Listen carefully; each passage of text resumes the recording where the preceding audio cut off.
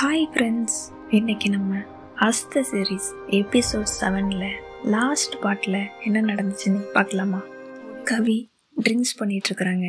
அப்போ அந்த பார் ஓனர் கவி கிட்ட, நான் என்ன கேட்டாலும் நீ சொல்ல போகிறதில்ல, அதனால் நான் உனக்கு ஜஸ்ட்டு கம்பெனி கொடுக்குறேன்னு சொல்லி 2 பேருமே சேர்ந்து ட்ரிங்க்ஸ் பண்ணிகிட்ருக்குறாங்க.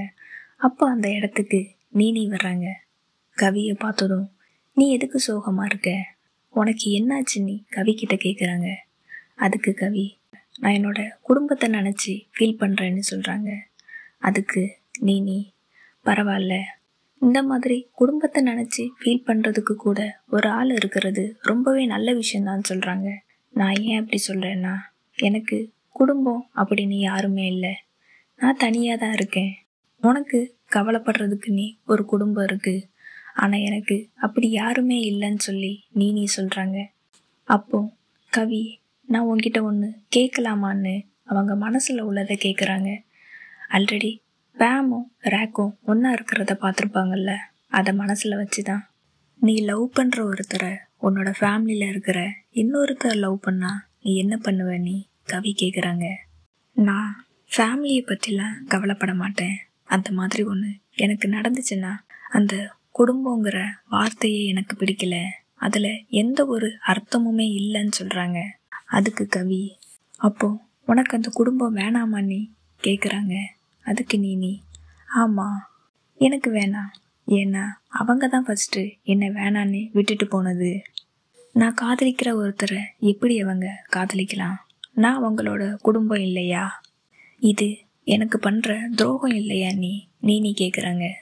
அதுக்கு கவி, ஒருவேளை உங்கள் 2 பேருக்கும் பிரேக்கப் ஆனதுக்கப்புறம் அவங்க 2 பேரும் லவ் பண்ணா நீ என்ன பண்ணுவ நீ கேட்குறாங்க. அது எனக்கு முக்கியம் கிடையாது, என்னோட பாயிண்ட் என்னன்னா, என்னோட எக்ஸு என்னோட ஃபேமிலி மெம்பரையே சீக்கிரட்டாக லவ் பண்ணிகிட்டு இருந்தா எனக்கான நேரம் வர்ற வரைக்கும் நான் வெயிட் பண்ணிகிட்ருப்பேன், அவங்கள எப்படி பழி வாங்கலான்னு நான் வெயிட் பண்ணிகிட்ருப்பேன்னு நீ சொல்கிறாங்க.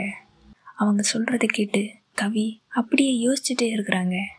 அந்த பார் ஓனருக்கு ரொம்பவே பெரிய ஷாக்காக இருக்குது, என்ன இவன் இப்படி பேசுகிறாளேன்னு. கவி அங்கேருந்து கிளம்புறாங்க.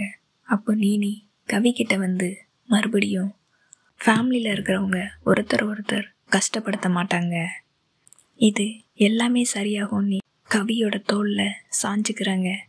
கவிக்கு இவன் என்ன பண்ணுறா அப்படின்னு யோசிக்கிறாங்க. சட்டுன்னு அங்கேருந்து தள்ளி போகிறாங்க. அப்போ நீ நான் நம்புகிறேன், நம்ம மறுபடியும் சந்திப்போன்னு எனக்கு தோணுதுன்னு சொல்லிட்டு அங்கேருந்து கிளம்புறாங்க. ரேக்கு அவங்க கிட்டார் எடுத்து ப்ளே பண்ணிட்டுருக்குறாங்க. அப்போ அவங்க, நான் இன்னைக்கு இங்கே தான் ஸ்டே பண்ண போகிறேன், நான் என்னோடய பாட்டிக்கிட்ட சொல்லிட்டேன், இன்றைக்கி நான் உன் கூட உனக்கு கம்பெனி கொடுக்குறேன்னு பேம் சொல்கிறாங்க. அவங்க 2 பேரும் ஒரு லவ் சாங் எடுத்து பாடிட்டுருக்குறாங்க. பேம் பாடுறாங்க, ரேக்கு மியூசிக் பண்ணுறாங்க. இப்படி 2 பேருமே அந்த பாட்டை பாடிட்டுருக்குறாங்க. அப்போ ஒரு லிரிக் எடுத்து பேம் ரேக்கை பார்த்து அவங்க ஃபீல் பண்ணுற மாதிரி அந்த லிரிக்கை ரேக்குக்கிட்ட பாடி காட்டுறாங்க. நீ தான் என்னோட லவ்வு, எனக்கு எப்போவுமே நீ வேணும், நான் உன் கூட இருக்கணும் அப்படிங்கிற மாதிரி அந்த லிரிக் இருக்குது. அதை ரேக்குக்கிட்ட பாடி காட்டுறாங்க. அப்படியே அவங்க 2 பேரும் கிஸ் பண்ண ஸ்டார்ட் பண்ணுறாங்க. அவங்க 2 பேருமே கொஞ்சம் கொஞ்சமாக அப்படியே கிஸ் பண்ணிகிட்ருக்குறாங்க. மறுநாள் காலையில் பேம் ரேக்கை எழுப்புறாங்க. விடிஞ்சிருச்சு, நீ எழுந்துருன்னு சொல்லி ரேக்கை எழுப்புறாங்க. ரேக்கு எழுந்துக்கலை. அப்போ பேம் ரேக்கை கிஸ் பண்ண போகிறாங்க. உடனே ரேக்கு அவங்களோட வாயை கையை வச்சு மூடிக்கிட்டு, நான் எப்போவோ எழுந்துட்டேன்னு சொல்கிறாங்க. அப்போ நீ என்னை எழுப்பியிருக்கலாமேன்னு கேட்கவும், நீ தூங்கும்போது ரொம்பவே ப்ரிட்டியாக இருந்த, ரொம்பவே க்யூட்டாக இருந்த, அதனால நான் உன்னை பார்த்துக்கிட்டே இருந்தேன்னு சொல்கிறாங்க. இது நான் ப்ரிட்டியா என்னன்னு ரேக்கை கிஸ் பண்ண போகிறாங்க. ரேக்கு மறுபடியும் அவங்க வாயில் இருந்த கையை எடுக்கவே இல்லை. நீ எதுக்காக இப்படி பண்ணுறன்னு கேட்கவும், நான் இன்னும் ப்ரஷ் பண்ணலை, நீ என்னை கிஸ் பண்ணாதான்னு சொல்கிறாங்க.